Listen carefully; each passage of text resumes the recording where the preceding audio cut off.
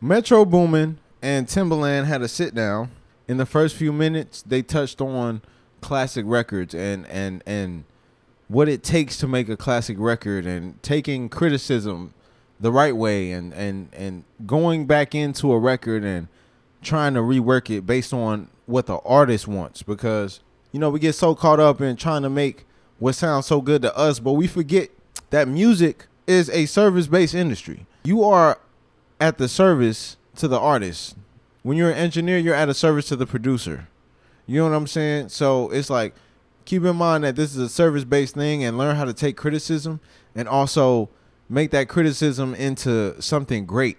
And they touched on that, and Timbaland talked about how hard it was to get Missy's approval for records. But then when you look at the records that they made and the classics that they made, it's like, oh, it's no wonder why they got to these points, because they didn't settle for just anything. They kept pushing themselves and pushing themselves and pushing themselves. I know you know all about that. Like, man, you know what I'm saying? You're the master of that. Didn't you do Bad and Bougie? Yeah.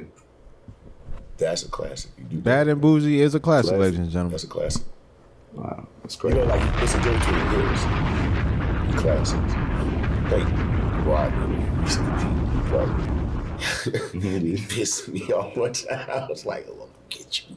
He said, Tim got his first #1. And I was like, I got a bunch of #1s. No, he got his first #1. And it hit me.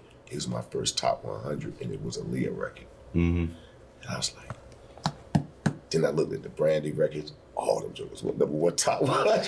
Yeah, that Hot 100 different than like the hip hop chart #1 or the radio one. I told him, I said, oh, he got me. Yeah. I said, now I got to beat all his #1s. And so for me, even though the top 100 is a great thing, but classics is still just different. It's different. It's just because different. it might be a classic that like might have peaked at number 23 or something. Exactly. And this #1, but you could play them both 10 years later, and it's like, you might not even want to hear this one. Like, you know what I'm saying? Like, it's definitely a difference. And I think Bad and Bougie is a classic. Wow, that's crazy.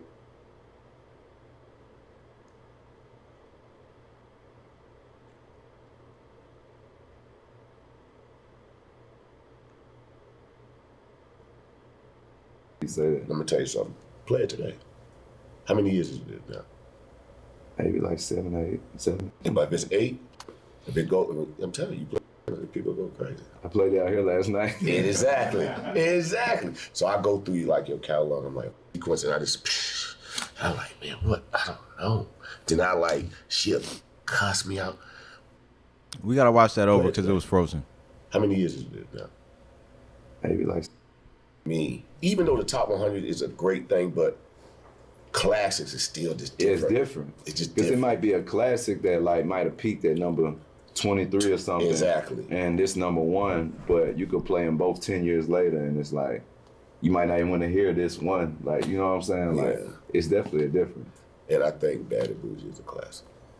Wow, that's crazy that you say that. Let me tell you something. Play it today. How many years is it now? Maybe like 7, 8, 7. And if it's 8, if it go, I'm telling you, play it now, people go crazy. I played out here last night. Yeah, exactly. Exactly. So I go through like your catalog. I'm like, okay, how many classics you got? Got a lot of hits. What's the classic? That Bad and Bougie. Because I heard it again. It's the same thing when I did Work It. I knew that. I said, this song. Last night too. On everything. I said, that's and they went crazy as soon as the beat dropped. I said, this is a classic. I knew it was a classic. That one I said, what's up, y'all? We talking about classics right now. With Missy, she always beat me up. Right. And it'd be mentally. I done read about that, about you like trying to play her beats and like being stiff with the beats. Yeah. She'll sit. I'm a girl and all this. So I was trained by one of the best. Yeah. You know what I'm saying? For like mentally to take criticism, to know how to say no and turn the no into yes. She really took me through the ring. You know, as a creator, when you do something, you come in there, you be hyped. Yeah, you think then like, well, I got it. They shut shit on it. Boy, and then you go, back then I never saved. So I had to click my keyboard and cut it back on and restart again. Oh, no. Damn. Bro. Something important he said was how many times she told him no, and he had to take it on the chin and still go back and work. There will be times when people are gonna test you, people gonna try you, people gonna say, man, you might as well give it up, man. You trash. Like, you might as well just stop doing it. And when they doing that, sometimes they haters, but if it's a real person, if it's somebody you really rock with and they talking to you like that, they probably trying to test you. They probably trying to see if you gonna fold or you gonna keep going. Because if you willing to fold off somebody telling you, oh man, you trash, bro, like you might as well give it up, bro, then you ain't built for it. Cause I'm gonna tell you, people have told me that shit so many times throughout my life. I'm talking about the closest people to me. And it's like, yo, what's up, man? It's your man, Sebastian Francis. If y'all found anything you seen in this video helpful or informational or whatever the case is, go ahead and hit that like and subscribe button and keep supporting the channel, man. And I'm going to keep on doing what I'm doing, man. But appreciate y'all. Every time, like, or just race the whole sequence. And I'm like, man, what? I don't know. Then I like, she'll cuss me out. Where my beats? I'm like, this is hard. Like, you just killed 10 of them. Yeah. Like, I gotta.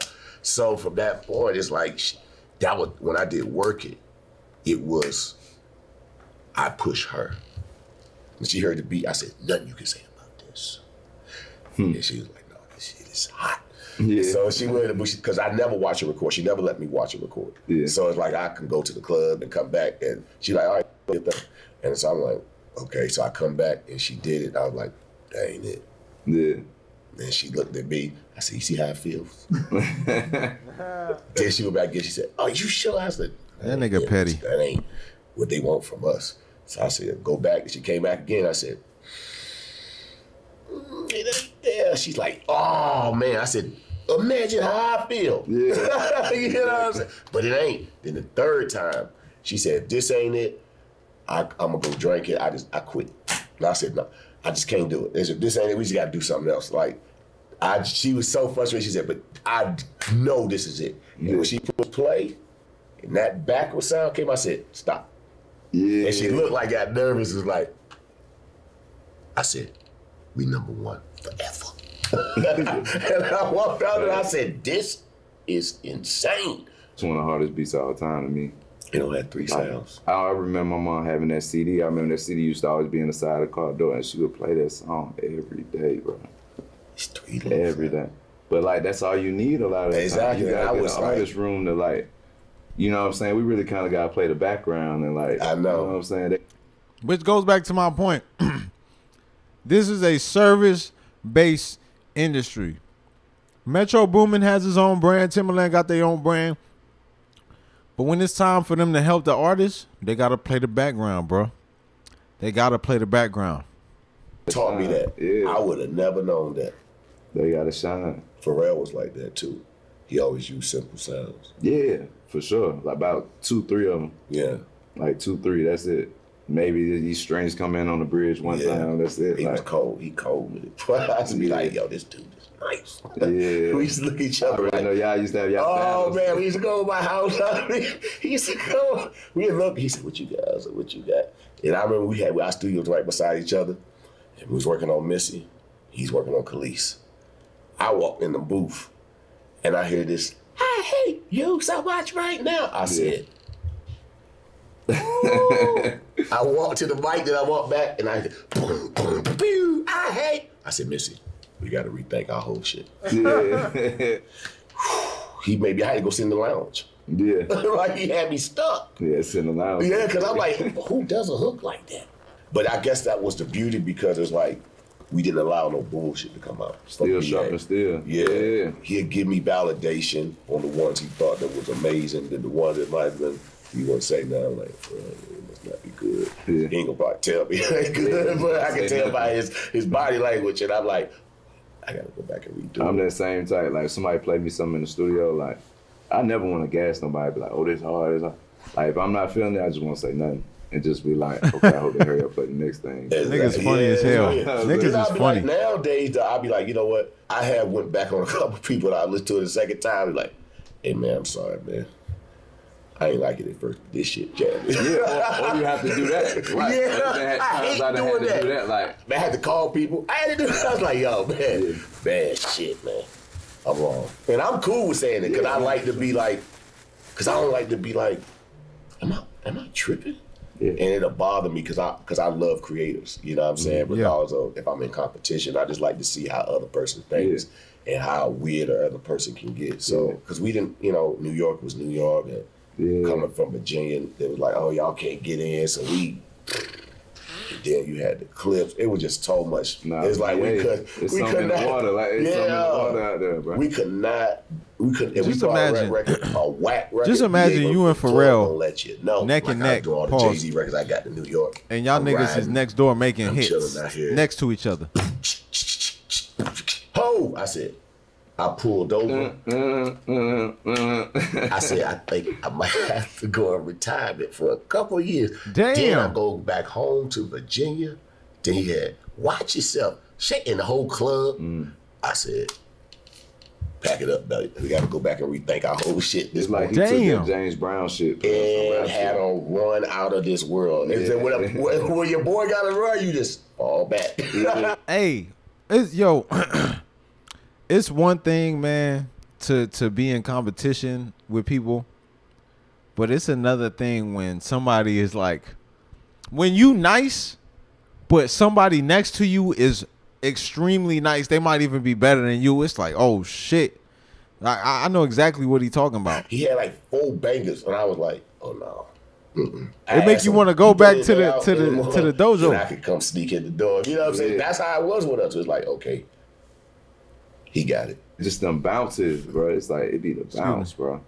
And then it's not even just the bounce with the drums. That's what I be trying to stress to people. It's like the rhythm and the bounce, like with the sounds you're using too. Like, so it's all just like, so you know, all like come together. It's movement all over. Exactly. Everything's in its own pocket and slot. You know what I'm saying? Yeah. We used to have fun though. That's the beauty about us. We had a lot of fun making music together. Nah, you can tell, you can hear it. That's one thing you can't never forget. Always have fun with this shit. This shit is supposed to be a release. It's supposed to be when everything else in the world is going haywire. You come home, you go sit down at your studio desk, or you sit down with your pen and paper, or you sit down with your laptop, and you make that music. You know what I'm saying? It needs to be excuse me, it needs to be a release or an escape, because I'll always be joking, but I'll be like, yo, I ain't trying to make no J. Cole music and shit, because I feel like J. Cole music is synonymous with like sadness and the struggle and shit. And it's like, don't nobody want to do that. My life is already sad and hard enough, my nigga. I'm trying to make fun records. That's why all the records that I've been cooking up on Twitch have been fun records. Like, it's been one that's been like Emergency Contact that was kind of like, oh damn, this nigga sad. Then Dangerous was like, and this nigga angry. I Wanna Rock was like, this nigga think he cool. You know what I'm saying? But all in all, like, I made all them records on Twitch, and you could see I was clearly having fun doing that shit, bro. And it's like, just don't get lost in this shit so much that you forget that this is the core of it. Yeah, it was like friendly competition. Exactly. And I always liked that about our community, that, like you said earlier, iron can sharpen iron. You know what I'm saying? It's cool. Iron sharpen iron, nigga. Not like to be like disrespectful. Not like, I want to kill this nigga.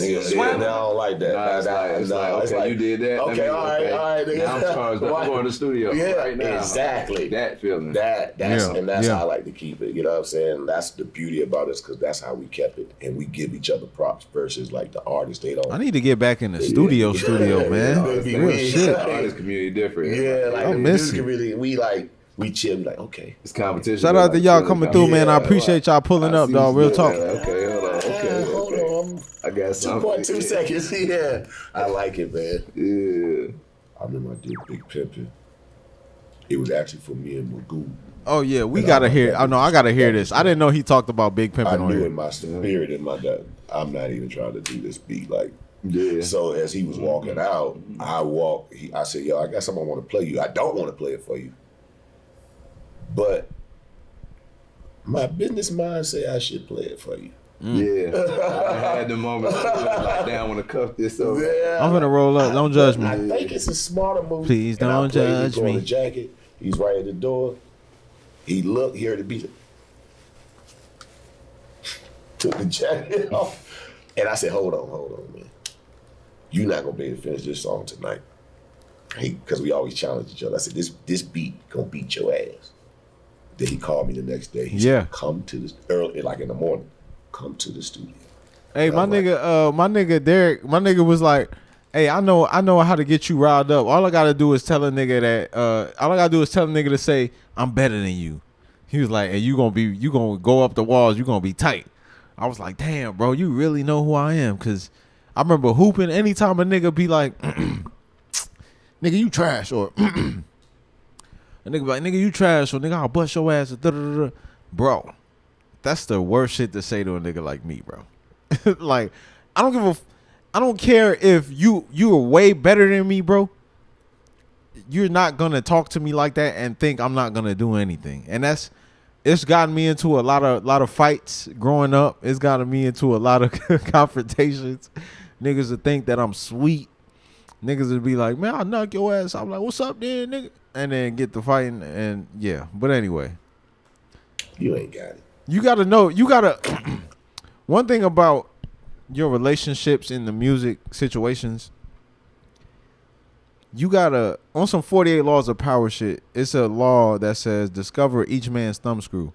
And it's good to know, because I might be giving a little too much game. But it's good to know because, like he said, him and Jay, they knew how to react and respond to one another. So it was like Timbaland could say, oh, you ain't gonna finish this tonight. This beat gonna beat your ass, and da da da da da. And then Jay gonna be like, all right, yeah, what's up then? We gonna see. And then, you know, it brings the greatness out of everybody. And I think the common denominator in this conversation is like how to bring the greatness out of somebody and yourself. Oh, I just skipped some shit. So he get on that, he puts play. He said, he walking around, because when Jay walk, he like, ooh, because he don't write, he always scratch his head. He's like, he told Jimmy, my engineer, hit play. He's like, love, I leave him, but I don't fucking need him. I was like, stop. That's crazy. Oh my God. I couldn't imagine hearing that for the first time. Man, I said, he's like, ooh, he said, I told you, nigga, I'm the best. Yeah, talk your shit. Talk your shit, ho. That's crazy. It got to the point that I didn't want to work with no other rapper besides him. Yeah. I couldn't wait for him to go in the booth, because I said, this man is a walking You know he's gonna smoke it. Yeah, what? I knew Like, it. I'm like, oh, this dude's, he's a genius. Yeah.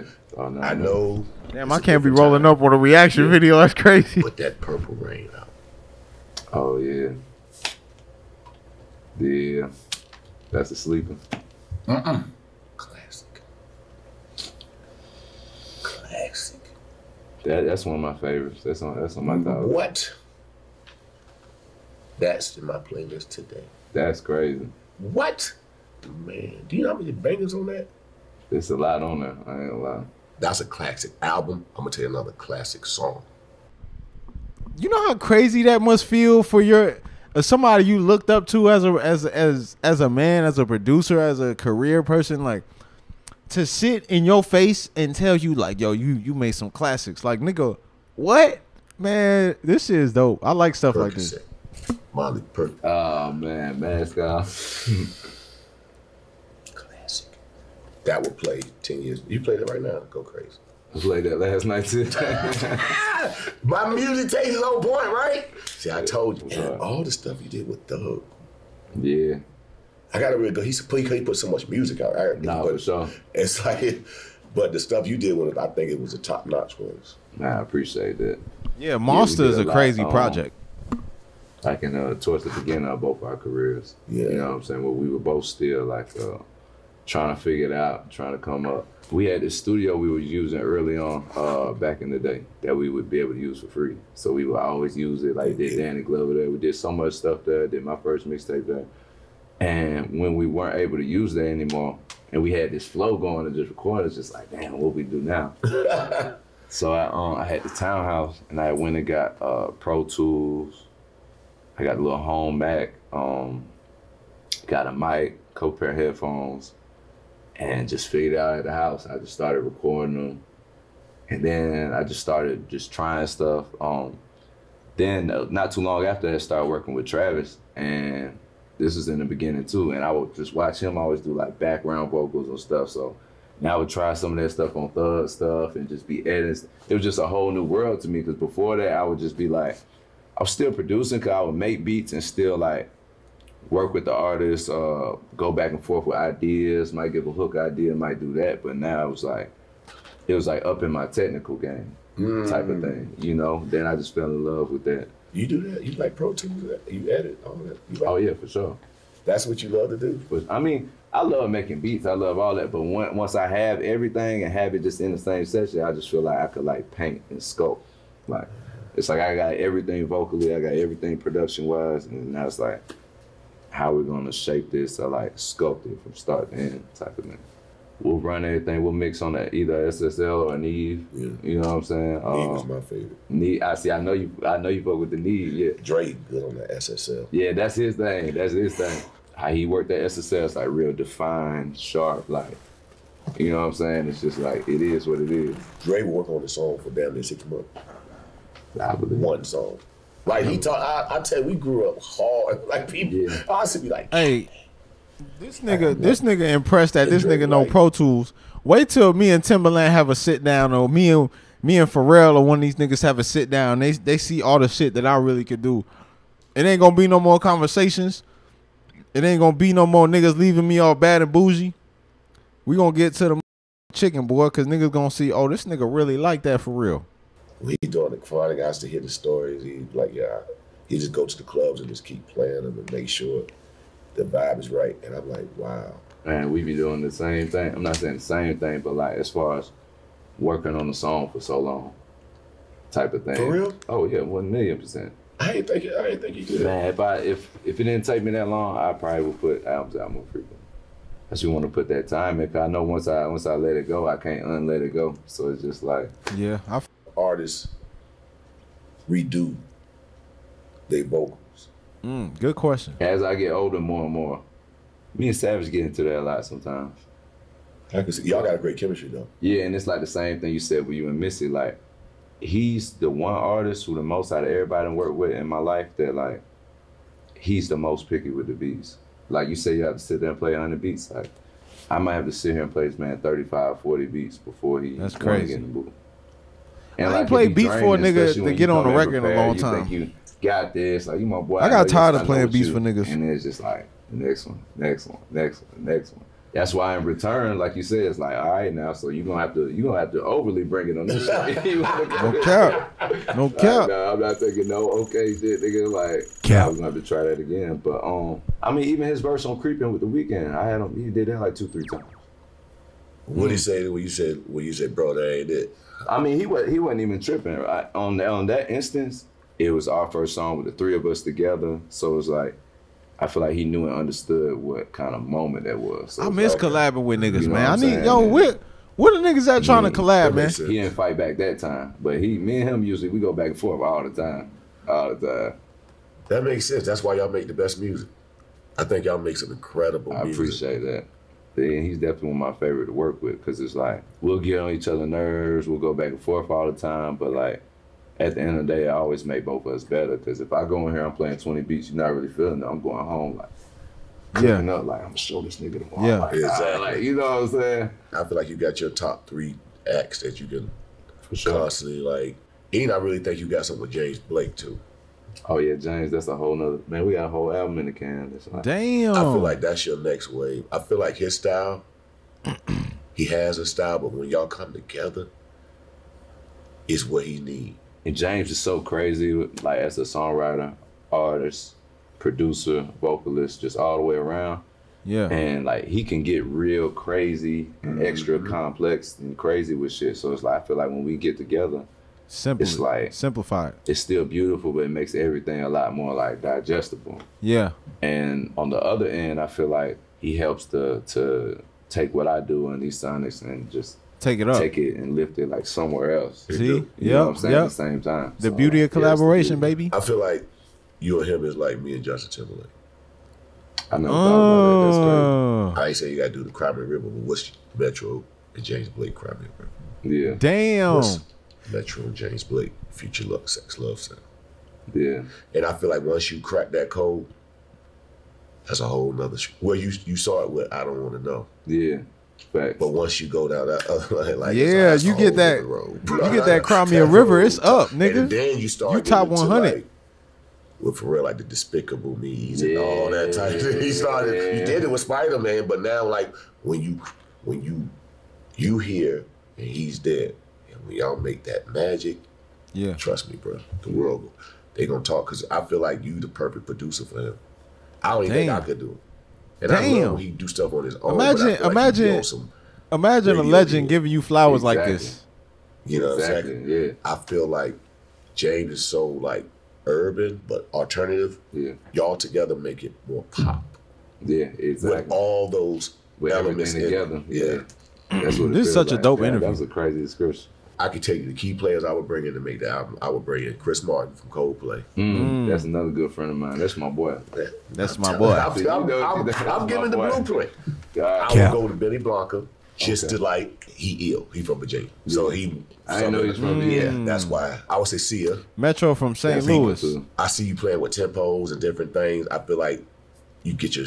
This is inspiring. Let's see if we make some hot shit tonight. I'm gonna call you for that too. Yeah, I'm gonna call. I just want to go and say, no, y'all should do that. Don't do that. All right. I think we had enough of this. A lot to grasp from this. I'm not gonna be too long-winded, but they touched on a few things. The Billboard #1, the #1 on Billboard Hot 100 is a different caliber from being #1 on the hip hop charts or the R&B charts. #1.